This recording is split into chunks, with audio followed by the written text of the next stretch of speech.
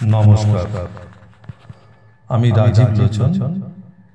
রবি ঠাকুরের জন্মদিনে আমার ছোট্ট নিবেদন।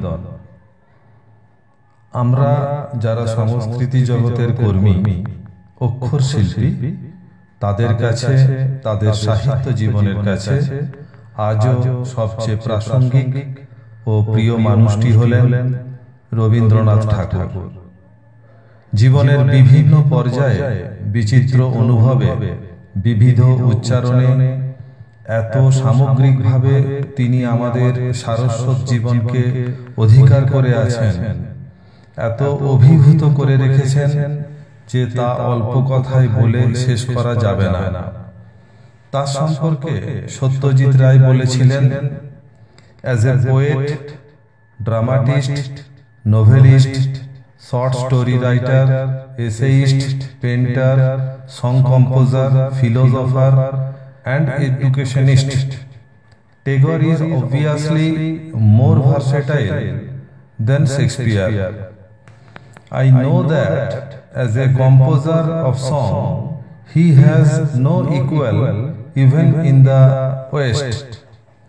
অর্থাৎ অকপটে স্বীকার করে নেওয়া যায়, এক অনতিক্রম্য ব্যক্তিত্বের নাম রবীন্দ্রনাথ ঠাকুর। স্বদেশপ্রেম ও আন্তর্জাতিকতাবাদ, ঈশ্বরপ্রীতি ও নারী প্রেমের অভেদাত্মক ধ্রুবপদের মূর্ছনা, প্রিয়া অথবা ইষ্টের সঙ্গে মানুষের নিবিড় সান্নিধ্য লীলা, অতীন্দ্রিয় লোক অভিসারী চিত্তের চিরন্তন আকুতি, প্রকৃতি প্রেম আর মহাজাগতিক বাস্তবতাকে একই সঙ্গে আলিঙ্গন, এই সমস্ত মেরু বৈপরীত্য আর স্ববিরোধের অনবদ্য কাব্য প্রতিমা রূপ পেয়েছে কবির সৃষ্টিতে। যদিও নানা পরিচয় সম্পৃক্ত রবীন্দ্রনাথ নিজেই বলেছিলেন নানা রবীন্দ্রনাথের একখানা মালা গাঁথার কথা। রবীন্দ্রনাথের ভাবনা, তিনি কি বলতে চেয়েছিলেন, জগৎ ও জীবন সম্বন্ধে তিনি কোন সিদ্ধান্তে উপনীত হতে চেয়েছিলেন, তাও কি আমরা পুরোপুরি অনুধাবন করতে পেরেছি?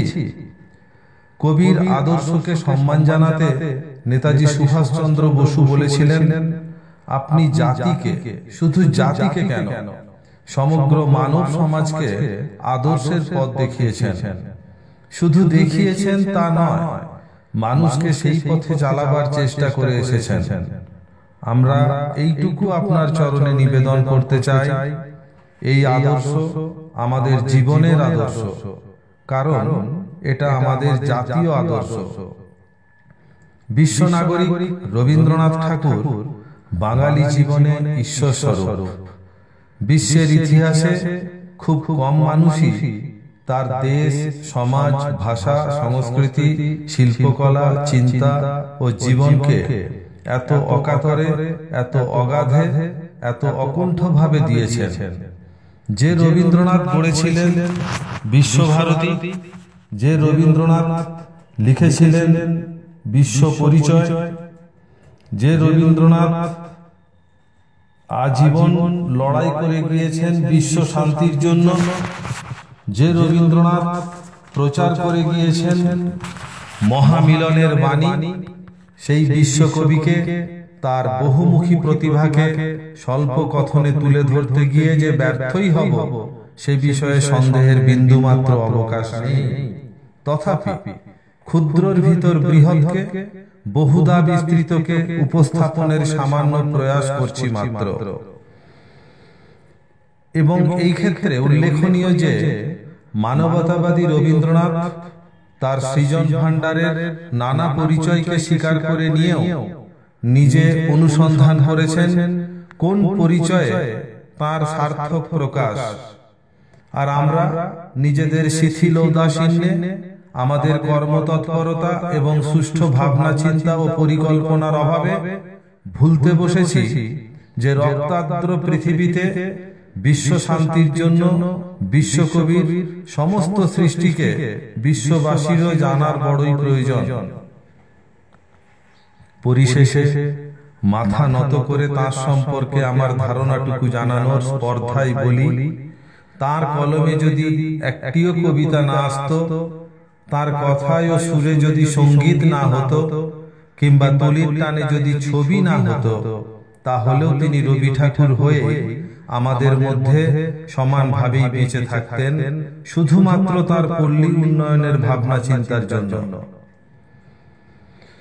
বিশ্ব মানবতার পথিকৃৎ রবীন্দ্রনাথ সেই সময়ই উপলব্ধি করেছিলেন গ্রাম উন্নয়নের মধ্যে দিয়েই সম্ভব সামগ্রিক উন্নয়ন। পল্লী গ্রামকে তিনি আত্মশাসনের শক্তিতে উদ্বেষ্টিত করে তুলতে চেয়েছিলেন। সেই গ্রামে থাকবে রাস্তাঘাট, পাঠশালা, সাহিত্য চর্চা, আমোদ প্রমোদ, স্বাস্থ্য ব্যবস্থা, মহিলাদের স্বনির্ভরতা ও কৃষিতে বিজ্ঞানের সদ্ব্যবহার। গ্রামবাসী ও কৃষকদের আর্থিক সহায়তার জন্য 1907 সালে সমাজবিজ্ঞানী রবীন্দ্রনাথ যে প্রতিসর কৃষি ব্যাংক স্থাপন করেছিলেন, তার আদলেই তো আজকের গ্রামীণ ব্যাংক। নিজের নোবেল পুরস্কারের সমস্ত টাকা রেখেছিলেন তিনি সেই ব্যাংকে। পরে সেই ব্যাংক উঠে গেলেও নোবেলজয়ী মোহাম্মদ ইউনুসের গ্রামীণ ব্যাংকও যে ওই ব্যাংকেরই রোল মডেল, সে বিষয়ে কোনো সন্দেহ নেই, যা তিনিও অকপটে স্বীকার করতে কুণ্ঠাবোধ করেননি। অথচ সেই রবীন্দ্রনাথ বলতে এখন হয়ে পড়েছে শুধুমাত্র নাচ, গান, নাটক, আবৃত্তি এবং জলসা। তার গ্রামীণ অর্থনীতির চিন্তা, তার শিক্ষা ভাবনা, তার কৃষি ও শিল্প ভাবনা এখনো শুধু থিসিস বৃদ্ধি করে যাচ্ছে। অথচ একজন অমর্ত্য সেন কিংবা মোহাম্মদ ইউনুসের কাজ দেখলে টনক নড়ে ওঠে। সত্যি তো, রবীন্দ্রনাথ এখনো পতিত জমি, যথার্থ আবাদ করলে সোনা ফলবেই।